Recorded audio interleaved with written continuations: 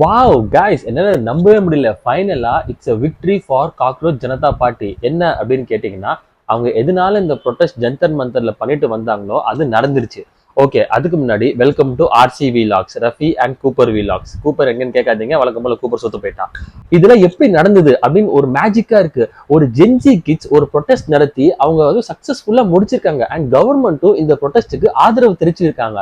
ஆதரவு தெரிவிச்சது மட்டும் இல்லாம எஜுகேஷன் மினிஸ்டரை ரிசைன் பண்ண வச்சிருக்காங்க. இதெல்லாம் ஒரு மிராக்கலா இருக்கு, என்னால நம்பவே முடியல. பட் ஸ்டில் அபிஜித் திப்தி என்ன சொல்றாருன்னா, எஜுகேஷன் மினிஸ்டர் ரிசைன் பண்றது மட்டும் நமக்கு போதாது, நம்மளோட மீதி 2 டிமாண்ட்ஸ் இருக்கு, அதையுமே கவர்மெண்ட் ஃபுல்ஃபில் பண்ணணும் அப்படின்னு சொல்லியிருக்காரு. என்ன மீதி 2 டிமாண்ட்ஸ் அப்படின்னு பாத்தீங்கன்னா, 2வது டிமாண்டான நீட்ல பாதிக்கப்பட்டு இறந்து போன எல்லாருக்குமே 1 கோடி ரூபாய் காம்பன்சேஷன் தரணும் அப்படின்னு சொல்லியிருந்தாங்க. 3வது டிமாண்ட், இந்த ப்ரொடெஸ்ட்ல யார் யாரெல்லாம் பங்கேற்றாங்களோ அவங்க மேல எந்த ஒரு எஃப்ஐஆரோ எந்த ஒரு லீகல் ஆக்ஷன்ஸோ எடுக்கக்கூடாதுன்னு சொன்னாங்க.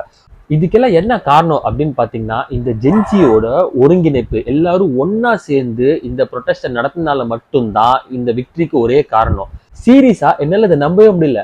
அபிஜித் திப்தி என்ன சொல்றாருன்னா, எங்களை காக்குறது சொன்னதுனால தான் எங்களால வெளியில வந்து இவ்வளவு பெரிய ப்ரொடெஸ்ட நடத்தி அதை சக்சஸ்ஃபுல்லா முடிக்க முடியுதுன்னு சொல்றாங்க. பட் ஸ்டில் கைஸ், இதுல நம்ம ஒரு விஷயம் நல்லா நோட் பண்ணுவோம். என்னன்னா, இந்த ப்ரொடெஸ்ட் அவங்களுக்காக அவங்க பண்ணல, இந்த ப்ரொடெஸ்ட் நமக்காக பண்ணாங்க. ஏன்னா நீட்னால எவ்வளவோ பேர் பாதிக்கப்பட்டிருக்காங்க. அந்த பாதிப்புக்காக தான் இந்த protest. But still okay, I am happy. ஏன்னா இந்த ப்ரொடெஸ்ட் எதனால அவங்க பண்ணாங்களோ அதுக்கு ஒரு பிக் விக்டரி. பட் ஸ்டில் இன்னும் 2 டிமாண்ட்ஸ் இருக்கு. அந்த 2 டிமாண்ட்ஸ் கவர்மெண்ட் எப்போ ஃபுல்ஃபில் பண்ண போறாங்கன்னு தெரியல. ஆனா இதுக்கு நடுவில் அபிஜித் திப்தி என்ன சொல்லிருக்காங்கன்னா, நம்ம எல்லாம் சந்தோஷமா வீட்டுக்கு போகலாம், ஏன்னா முக்கியமான டிமாண்டே ஃபுல்ஃபில் ஆயிடுச்சு, ஸோ இனிமே நம்ம கவலைப்பட வேண்டாம் அப்படின்னு சொல்றாங்க.